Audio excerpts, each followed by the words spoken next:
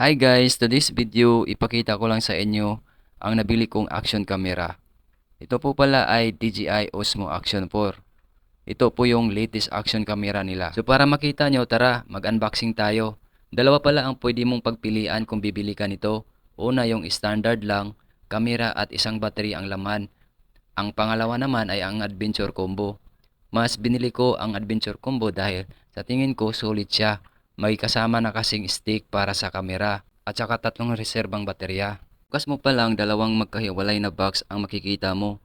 Ang isa ay sa kamera at ang isa naman ay para sa mga accessories niya. Sa ilalim naman ang invisible stick. Ang invisible stick pala, magandang features ng Action 4 dahil pwede mo siya burahin pagdating sa editing. May sukat pala ito na aabot ng 1.5 meters ang haba. Kaya maganda sa group selfie at kung gusto mo, gumawa rin ng cinematic video. Sa box na ito ay may kasama ng curb adhesive base. Pwede gamitin para sa motobilag at pwede rin sa bike helmet. May adapter mount na dalawa para sa kamera, dalawang locking screw, Type-C cable para sa charging, battery case at tatlong baterya.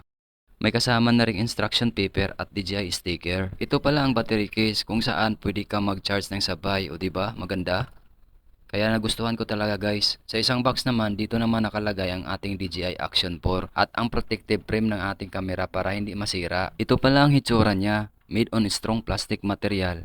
Makinis at maganda tingnan. At syempre, bubuksan na rin natin ang ating Action 4. Super astig talaga nito guys. Maliit lang siya at hindi gaano mabigat. May 1.1.3 inch sensor pala ang ating kamera kung saan malawak ang makakaptured niya. Fast charging, may 10-bit D-Log M color performance. May kakayahan din siya na kahit gabi malinaw pa rin ang video mo. Pwede sa water adventure kahit walang waterproof case na aabot ng 18 meter. May noise reduction para malinaw pa rin ang boses mo kahit walang gamit na mic. Dual touchscreen pala ang ating kamera at up to 4K 120 fps resolution ang ating kamera.